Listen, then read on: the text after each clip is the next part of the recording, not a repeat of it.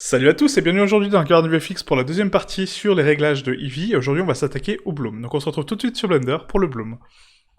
Ah, donc nous voici sur la scène, donc encore une fois vous pouvez la télécharger en description. Donc la dernière fois on avait vu donc l'occlusion ambiante et du coup l'échantillonnage, donc si vous n'avez pas vu cette vidéo je vous invite à la regarder, en sachant que j'ai fait une petite erreur ici au niveau donc des distances. La distance conseillée donc c'est 0.15 et pas 0,015, donc j'ai fait une petite erreur de frappe, donc c'est 0.15 que je vous conseille de mettre.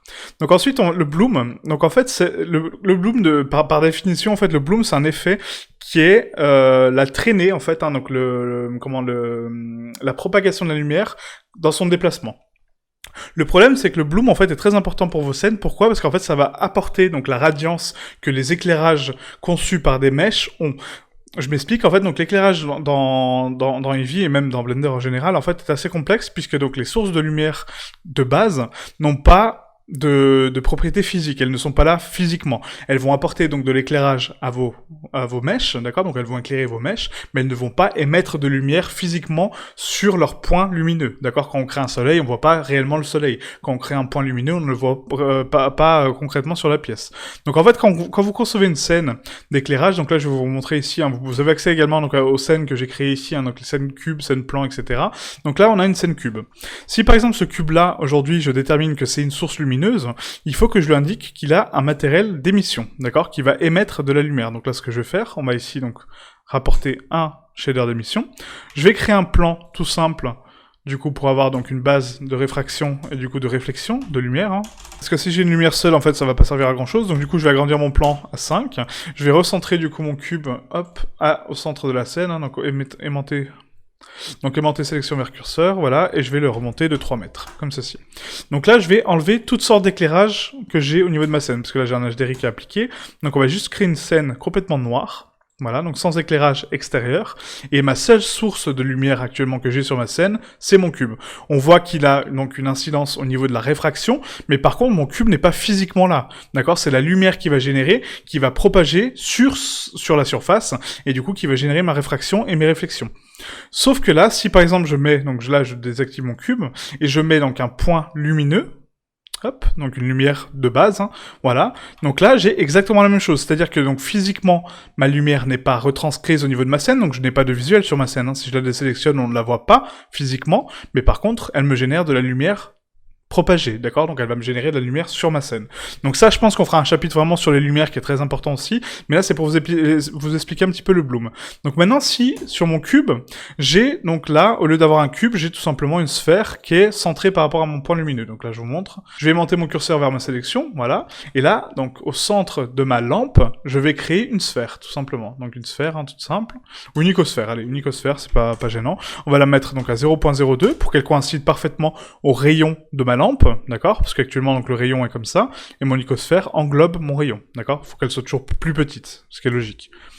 Et donc là, si je regarde, ma source de lumière, elle va interagir directement avec mon objet. Donc, il faut que je la décale pour avoir donc sa source lumineuse, comme ceci. Et là, ma source lumineuse va influencer sur mon objet, sur mon plan, puisqu'elle va émettre de la lumière sur mon plan, mais par contre, encore une fois, je ne vois pas physiquement ma lumière ici.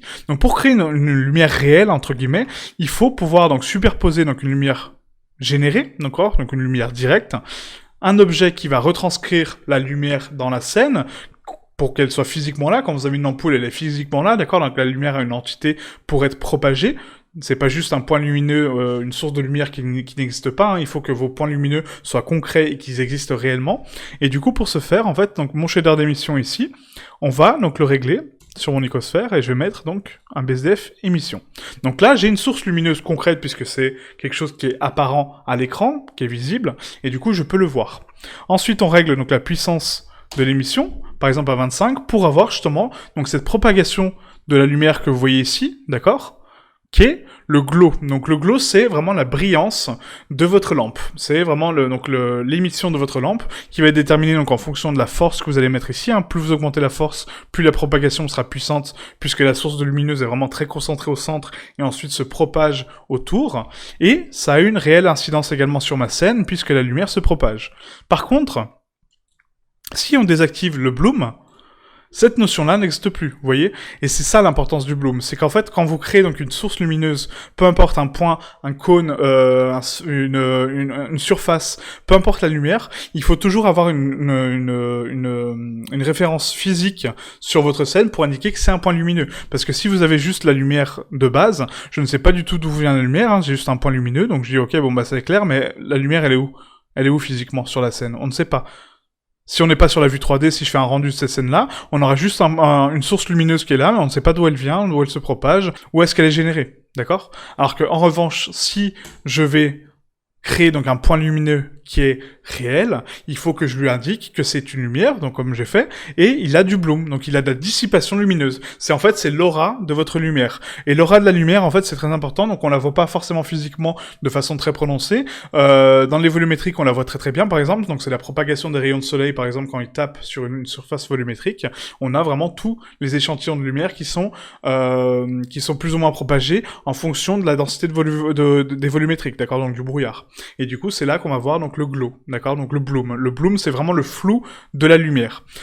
Mais il est important de le régler correctement pour avoir donc une source de lumière cohérente et du coup avoir quand même donc cette dissipation de la lumière pour qu'elle soit physiquement là, parce que sans ça en fait on n'a pas de dissipation. Donc j'ai mon point lumineux, d'accord, donc c'est très très joli, hein, mais j'ai pas d'émission de lumière en fait au final. Il m'émet de la lumière sur mes surfaces, donc il va émettre de la lumière, des réfractions, des réflexions, mais pas de dissipation de la lumière, d'accord? Parce que la lumière se propage d'une façon concentrée à son centre, hein, donc voilà, si vous rapprochez votre main d'une ampoule, elle sera beaucoup plus éclairée que si vous la mettez à distance, forcément. Ça, c'est la propagation de la lumière. Et donc c'est ça qui est important. La plupart des gens ne l'activent pas, le bloom, parce que ça donne un effet un peu bizarre, mais non, en fait, il suffit de bien le régler, et du coup, pour avoir des résultats concluants. Donc là, ce que je vais montrer sur la scène, donc globale, hein, du coup, hop, on va repasser en scène globale. Voilà.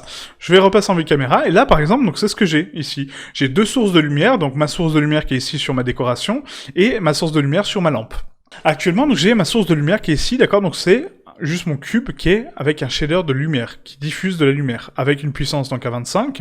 Et là, pareil sur ma décoration, j'ai donc une entité qui s'appelle lumière, qui est ma petite sphère qui est ici, qui a une force, elle, de 7. Par contre, si je veux donc que mes lampes existent réellement dans la scène, il faut que je puisse créer donc des points lumineux à ces entités-là, puisque là actuellement c'est uniquement de la lumière physique sur la scène, mais c'est pas de la lumière concrète, c'est pas de la lumière directe, c'est de la lumière uniquement propagée, c'est de la lumière qui est là sur la scène pour stimuler vos ampoules, vos sources d'éclairage, mais ce n'est pas avec ça que je vais éclairer ma scène, et c'est ça qu'il faut comprendre.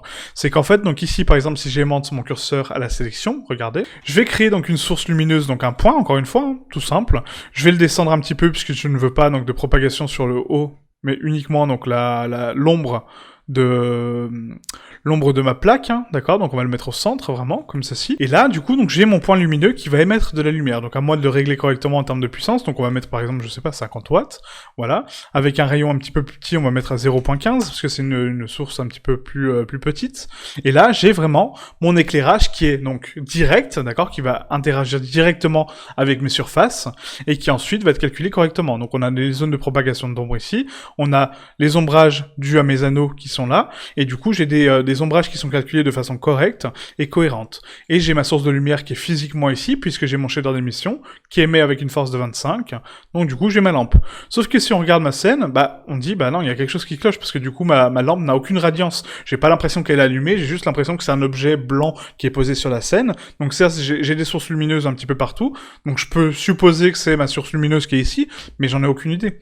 Alors que si j'active le bloom, là on a vraiment la notion qu'elle est allumée, cette lampe, puisqu'on a une source de radiance, on a la radiance, donc la propagation de la lumière, et là je peux voir qu'elle est allumée, et je peux voir que j'ai des ombrages cohérents, d'accord? Que j'ai une source de lumière cohérente. Et pareil pour ceci, hein, donc là je vais transformer l'origine vers la géométrie, on va aimanter également donc le curseur sur la sélection, hop, voilà, et là je vais créer donc une source lumineuse qui elle va être par exemple donc un point aussi, un point lumineux, voilà, que je vais mettre donc au centre de ma lampe, comme ceci. Et là, je vais donc déterminer que cette lampe-là a une puissance de 25 watts, par exemple, mais que du coup, elle a un rayon donc un petit peu plus grand, parce que du coup, elle est un petit peu plus dissipée, comme ceci, donc à 0.45, on peut mettre. Que sa couleur, par contre, elle est jaune, d'accord? Parce que c'est une lampe jaune. Donc ça aussi, donc la couleur des éclairages, c'est très important, puisque ça définit également donc la couleur de la propagation de la lumière. Donc pas le bloom, hein. Le bloom va être généré uniquement par votre objet, mais la lumière elle-même, donc la lumière directe, va être générée par la lampe. Et du coup, il faut la mettre de la même couleur que votre lampe d'origine. D'accord? Voilà, donc voilà ce que j'ai actuellement à l'écran. Et après, donc le bloom, on peut le régler donc de différentes façons. Donc c'est là où on va regarder en fait donc la limite, le nid, le rayon, la couleur, l'intensité, le troncage. En sachant qu'encore une fois, donc tous les paramètres que vous avez activés dans Eevee sont des calques superposés à Eevee, d'accord? Donc ce sont des calculs supplémentaires qui vont être ensuite définis en termes de qualité avec l'échantillonnage, comme je vous expliquais lors de la leçon précédente. Et là, on va voir donc à quoi correspond la limite. Donc là, à l'écran actuellement, vous avez donc des différences de limites. Donc la limite va définir en fait donc la limite de propagation de mon flou de lumière. Donc si on a une limite à 0, c'est-à-dire que donc ma scène n'a aucune limite pour la propagation des lumières et du coup va la générer donc de façon constante et dense, d'accord, donc partout identique, donc il n'y a pas réellement de propagation, c'est plus une diffusion globale de lumière. En revanche, si on baisse donc les valeurs à 2,5, comme vous le voyez à l'écran, à 5 ou à 10, la propagation influencie de façon différente. Donc après, c'est des valeurs vraiment très minimes, hein. Donc 10 en sachant que c'est aucune propagation, donc il y a une limite de 10, donc c'est une limite à 100%, et après on peut régler donc des limites plus ou moins grandes. Voilà, donc pour moi, la limite en fait donc à 1, en fait pour moi elle est parfaite, d'accord? Donc la limite à 1 est vraiment très très bonne, ça permet d'avoir donc une diffusion de la lumière qui est constante, qui est quand même centralisée en termes de lumière, et du coup qui est plutôt cohérente. Ok ? Ensuite, donc le nid va permettre de régler le dégradé justement de la propagation. Là par exemple pour le test que je vous montre actuellement à l'écran, on a ici donc une limite donc à 0, d'accord, donc une propagation très diffuse, mais par contre le nid va déterminer donc le dégradé de cette propagation. Et c'est là qu'on va influencer aussi, donc sur le pas sur le rayon, mais sur la façon que la lumière va se propager. Un nid à 0 va avoir donc une diffusion très concentrée et du coup donc très centralisée sur le point lumineux. En revanche, un nid à 1 va être complètement dense, complètement diffuse, de la même façon. Il n'y aura pas de dégradé de couleur, il y aura uniquement que les pixels vont prendre tous la même densité, la même couleur. D'accord? Donc les pixels qui sont générés, c'est des pixels que vous voyez en fait au niveau du flou d'éclairage. Regardez aussi au niveau du détail du canapé, par exemple, que là vous voyez à l'écran, on voit que du coup la diffusion affecte aussi donc les couleurs et que c'est vraiment un voile qui vient se poser par-dessus. On a vraiment cette sensation de voile qui vient caresser doucement l'image et du coup qui influencie toutes mes couleurs et qui va influencer aussi donc la diffusion de mes couleurs. Ça c'est très important à prendre en compte puisqu'après ça peut vous donner des résultats assez étranges. Donc en général, un nid donc à 0.5 permet d'avoir donc 50% de diffusion centralisé au niveau de mon point lumineux et 50% de diffusion au niveau de la scène. Et après, je le règle en fonction de la limite de propagation que je souhaite, d'accord? Donc encore une fois, on va mettre une valeur à 1, ce qui est parfait. Donc le rayon de propagation, encore une fois, vous avez à l'image, donc encore une fois, des tests avec donc une limite à 0, d'accord? Donc beaucoup de propagation, un CNI à 0.5 et un rayon à 0, on voit que la propagation est nulle, d'accord? Parce que le rayon est 0, donc c'est-à-dire qu'il ne propage pas de lumière. Ensuite, le rayon, si je l'augmente, donc à 2.5, la lumière est beaucoup plus diffuse, d'accord? Donc on récupère un petit peu l'effet qu'on avait au départ. À 5, elle sera encore plus diffuse, et à 10, ce sera vraiment donc le maximum en fait donc de valeur de diffusion. Donc le rayon est très grand, et la diffusion sera beaucoup plus concentrée. Donc on voit que le voile là est beaucoup plus intense, d'accord? Donc le flou de lumière est beaucoup plus intense, et du coup ça me donne une dissipation de la lumière vraiment très grande, parce que j'ai une limite très grande, j'ai un CNI à 50%, donc avec des diffusions graduelles, et j'ai un rayon très grand, donc un rayon d'influence vraiment très grand. Ok? Voilà, donc là c'était pour les paramètres donc de rayon, de CNI et de diffusion. Donc le rayon, pareil, moi j'aime bien le mettre à 5, je pense que c'est largement suffisant en termes de diffusion de lumière, et du coup, donc comme je vous ai dit, donc la limite à 1, ok? Voilà. Donc maintenant, on va régler, donc ici, la couleur permet de définir non la couleur de votre diffusion, en fait, mais uniquement la couleur du voile. Donc le voile généré, comme je vous ai dit, si on a une limite donc de 0, j'ai un voile qui se met par-dessus. Ce voile a une certaine densité en termes de couleur. Si je l'influencie en bleu, mon voile sera bleu, d'accord? Donc du coup, c'est pas réaliste d'avoir un voile bleu puisque j'ai des éclairages jaunes et des éclairages blancs. Donc ça va avoir tendance donc à teindre mes valeurs blanches. Donc là, on voit que mon éclairage est devenu bleu, alors que mon éclairage jaune est un petit peu plus opaque, un peu plus réduit en termes de lumière. Vous voyez, on voit pas forcément le glow, la diffusion de la propagation de la lumière autour de lui. Et c'est pour ça qu'en fait la couleur pour moi c'est pas forcément utile, ça permet de rajouter comme un filtre en fait par-dessus votre scène, mais c'est pas forcément la bonne façon de faire. Pour moi une valeur blanche ça permet d'avoir une valeur diffuse de la même façon et cohérente, et de prendre réellement les couleurs de vos éclairages pour retranscrire la brillance autour, d'accord? Donc le flou de lumière autour. Ensuite, on a l'intensité. Donc l'intensité de base est tronquée entre des valeurs donc de 0 à 0,1. Ce qui sont des valeurs plutôt correctes, hein, d'accord. Donc j'aime bien cette notion de tronquage, mais on peut la dépasser aussi. Si je passe avec des valeurs, donc par exemple à 0,5, ça me permet d'intensifier énormément mon flou de lumière et du coup de donner une brillance vraiment très très très dense. Donc ça, par exemple, cet effet-là, on peut l'utiliser quand quelqu'un ouvre les yeux, du coup, que c'est un petit peu, donc voilà, on voit beaucoup ça dans les jeux vidéo, hein, ça arrive pas en vrai parce que voilà, mais c'est quand vous ouvrez les yeux et que du coup vous êtes un petit peu ébloui par l'éclairage, voilà, quand vous êtes dans une zone très très sombre et que vous ouvrez par exemple votre rideau, vous voyez donc la source d'éclairage qui vient d'un coup, un soleil très dense, et du coup voilà, ça vous éblouit un petit peu. Donc c'est ça, cette notion d'éblouissement. Et l'intensité va permettre donc de régler la puissance justement de votre glow. De votre bloom, pardon. Donc là, en sachant que cette puissance-là est influencée également par les valeurs que vous mettez réellement sur votre scène. Donc là, je m'explique, à supposer que sur ma décoration murale, j'aurais mis une puissance vraiment très élevée en termes de bloom, enfin en termes d'éclairage, j'aurais 150. Vous voyez en fait la dispersion, comment elle se fait? Elle est très très concentrée sur donc l'éclairage, d'accord? Donc l'éclairage est vraiment très très puissant, mais par contre la dissipation pas tant que ça. Pourquoi? Parce que justement, encore une fois, c'est ici au niveau de l'intensité qu'on peut régler, donc l'intensité du bloom, et du coup donc la diffusion. Je peux garder très bien un éclairage très puissant, mais par contre il faut que je règle mon intensité en fonction. Sinon j'ai une intensité très élevée, du coup la dissipation est vraiment très grande. Vous voyez, donc là si je passe à 0.25, c'est juste horrible quoi, comme effet. Voilà, donc ça c'était pour la puissance, donc du coup voilà, donc à vous de... En fait c'est vraiment un jeu de valeurs entre donc la force de vos éclairages qui sont physiquement là, qu'on voit, les lumières qui sont vraiment générées par votre scène, d'accord, donc les sources d'éclairage, et ensuite votre bloom qui est la dissipation de la lumière autour de votre source d'énergie, d'accord. Ça c'est voilà, c'est un paramètre qui est important parce qu'on le voit pas réellement physiquement, on n'a pas vraiment de glow comme ça, à part sur comme je vous ai dit, donc dans des temps de brouillard, on a des volumétriques très denses, mais c'est la propagation de la lumière dans l'air en fait, tout simplement. Et ça, il faut le retranscrire quand même physiquement. Sinon, vos sources de lumière n'ont pas d'intensité et on dirait qu'elles sont éteintes, tout simplement. Et ensuite, donc le troncage, ça par contre, c'est un paramètre qui est intéressant, mais qui est très compliqué à régler. Donc là, je vous montre, en fait, si j'ai une intensité, par exemple, à 150, donc une intensité vraiment très dense. Vous voyez que là, je vois quasiment rien, parce que l'éblouissement est quasiment total, en termes de scène. Et là, je veux tronquer les valeurs de mes pixels. Donc ça va imposer à mes pixels d'avoir une valeur, donc minimum et maximum, et du coup, donc de rester toujours dans cette rangée-là, en fait. Par rapport, encore une fois, aux paramètres que j'ai rentrés ici. Là, sachant que j'ai une limite donc à 0, donc aucune limite, un CNI à 50% et un rayon à 5. Donc là, si je tronque mes valeurs à 0.25 par exemple, là, pour l'instant, rien ne se passe. Pourquoi? Parce que c'est des valeurs trop hautes. En revanche, si je mets donc des valeurs beaucoup plus basses, donc à 0.01, là, ça va tronquer donc toutes mes valeurs à 0.01, d'accord, donc à 1%, et du coup, je vais récupérer une partie de mes valeurs, d'accord, donc de mes couleurs. Pourquoi? Parce que j'ai tronqué les valeurs de dissipation, parce que la dissipation n'est pas constante, hein, c'est pas une couleur unique qui s'expand, c'est un tas de dégradés en fait, hein, par rapport au CNI, encore une fois, le dégradé, et du coup qui va déterminer donc la dissipation de la lumière. Et ça me permet de tronquer les valeurs. Donc en général, elle est désactivée parce que le troncage ne sert à rien, vous jouez en général avec les autres paramètres, mais supposons que vous avez envie d'une grosse intensité d'éblouissement, vous pouvez la tronquer avec des valeurs ici, qui permettront de tronquer vos valeurs réelles sur la scène. Voilà, tout simplement.